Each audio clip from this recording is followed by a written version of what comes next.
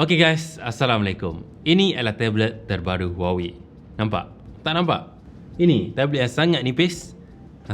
Sangat-sangat nipis dan nama dia adalah Huawei MatePad Air. Dan tablet ni bukan saja dia nipis dan ringan, tapi juga dia datang dengan package bundle yang lengkap. Keyboard, pencil, mouse semua ada. Dan yang bestnya kali ni, dia ada macam-macam aplikasi yang penuh dengan ciri AI. PC level WPS Office dia dah ada AI guys. Nama dia WPS AI. Huawei Notes pun ada macam-macam ciri AI yang sangat berguna. So nak buat kerja tu boleh kata lebih produktif. Senang cerita, kalau korang mencari tablet yang nipis dan ringan untuk produktiviti harian korang kena tengok video ni sampai habis.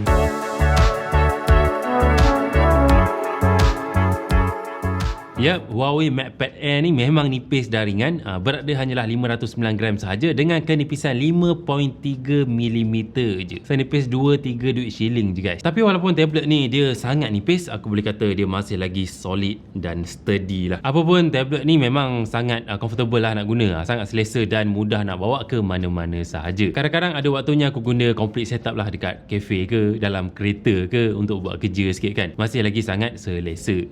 By the way, berat complete set sekali dengan keyboard dia 817 gram je, tak sampai 1 kilo. So memang mudah lah nak bawa ke mana-mana. Memang super portable dan yang paling penting sekali, nak masuk bag tak makan space. And aku suka yang Huawei dia berikan pilihan warna yang colourful untuk tablet ni. So taklah warna hitam, warna kelabu yang boring. So Huawei MatePad Air ni dia ada 3 pilihan warna. Yang pertama airy blue, lepas tu ada white dan juga kemudian ada sakura pink. Yang aku guna ni adalah warna airy blue, warna biru yang cair. Apapun dari segi overall build quality dan finishing tablet ni, aku boleh kata memang rasa mahal, rasa premium. The metal body, finishing dia kemas, bentuk modul kamera dia aku suka, dia nampak clean kan. Okay, itu pasal dia punya design and overall build quality dia memang solid. Sekarang aku nak cerita pasal perkara utama yang Huawei nak tekankan pada tablet ni, iaitu ciri AI. Pertama, AI untuk buat kerja. So seperti yang korang tahu, tablet Huawei ni dia support PC level WPS Office, dan untuk Huawei MatePad Air ni dia ada AI dalam dia, WPS AI. Dan yes, korang akan dapat 1 tahun subscription WPS AI secara percuma bila beli tablet ni. So ini contoh workflow dia. Yang pertama, ciri AI Smart Create, iaitu dia tolong createkan dulu draft awal untuk topik apa yang kita nak tulis tu. So dia membantu memberi gambaran awal lah. Yang kemudiannya kita boleh tuning ikut kita punya style. Dan untuk tuning pun dia ada AI yang boleh bantu tukarkan writing style, nak lebih professional ke, lebih casual ke. Tambah lagi dia ada AI Summarizer untuk buatkan summary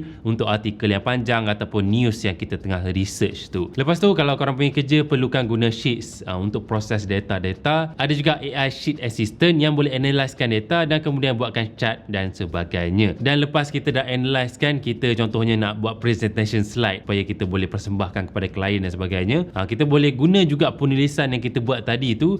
Daripada doc sendiri kita tekan generate slide, terus AI dia buat slides untuk kita. Sangat mudah. Dan waktu nak present tu korang boleh guna stylus dia, Huawei M Pencil Pro. Ada feature Air Mouse di mana korang boleh just guna gesture saja untuk control presentation slide. Oh, cakap pasal slide, kalau korang nak suruh AI tu buatkan presentation slide direct daripada slide tu sendiri, bukannya daripada doc pun boleh juga. Boleh masukkan prompt kita sendiri. Cadangan aku, kalau kita nakkan prompt yang lebih tepat, lebih bagus untuk hasilkan slide yang lebih berkualiti, aku suggestkan gunakan third party AI lah, macam Gemini, ChatGPT, untuk hasilkan prompt yang lebih sesuai. Apapun secara overall, ciri WPS AI ni memang sangat membantulah untuk produktiviti harian korang. Okey, itu pasal korang nak buat kerja. Sekarang kalau korang nak tulis nota pun lebih mudah sebab Huawei Notes dah ada ciri AI. Yang pertama, AI Speech to Text. Korang just guna suara korang untuk tulis nota. Lebih mudah, tangan pun tak lenguh. Dan kalau korang bawa pergi kelas ke, dengar lecture ke kan, dia akan tolong transcribekan lecture tu ke nota. Selain daripada tu, Huawei Notes pun sekarang dah boleh import PDF, doc, PPT. So kalau korang nak annotate, tambah info dekat dokumen tu, boleh guna stylus je. Just tulis kat situ, tambah nota kaki, bulatkan, cantikkan lagi lah dia punya nota dan lengkapkan lagi nota tu. Dan korang tak perlu risau kalau tulisan korang tu buruk. Ada ciri AI Handwriting Enhancement yang dapat kemaskan tulisan. Dan satu lagi feature yang menarik yang aku perasan ada pada Huawei Notes ni, yang aku rasakan sangat membantu, especially especially kalau korang student,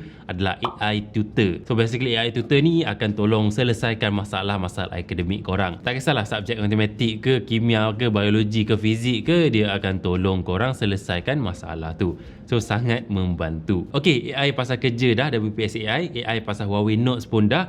Sekarang kita nak cerita pasal creative usage pula. So aplikasi GoPen yang ada pada Huawei MatePad Air ni sekarang lebih powerful. Ini contoh workflow dia. Korang boleh buka GoPen, kemudian boleh importkan gambar di mana dekat situ korang boleh guna stylus untuk animatekan gambar tu guys. Korang pergi ke menu, turn on kan animation, lepas tu korang boleh buat doodle dan start buat animation sendiri frame by frame. Memang fun lah, dan korang boleh combinekan dengan ciri AI color cut, di mana dia boleh extract warna daripada gambar yang korang nakkan tu. Contohnya warna logo Teku tu korang boleh extract dan boleh guna pada doodle-doodle yang korang lukis tu. Dan kalau aku nak cerita sikit pasal dia punya stylus dia, nama penuh dia Huawei M Pencil Pro, and stylus ni aku boleh kata memang super responsif. Dia precise and ada macam-macam shortcut. Pinch ada, double tap pun ada, nak tekan pada belakang stylus macam tekan pad pun boleh juga guys, dan semuanya korang boleh custom nak buat apa. Alright, berbalik pasal animation tadi, lepas korang dah siapkan animation, korang boleh export dan share dekat social media. Nak lagi best, aku gunakan animation tu sebagai boleh kata intro dalam vlog aku, so that dia nampak lebih menarik. Dan untuk korang edit video tu, korang boleh guna CapCut Pad yang tablet ni support.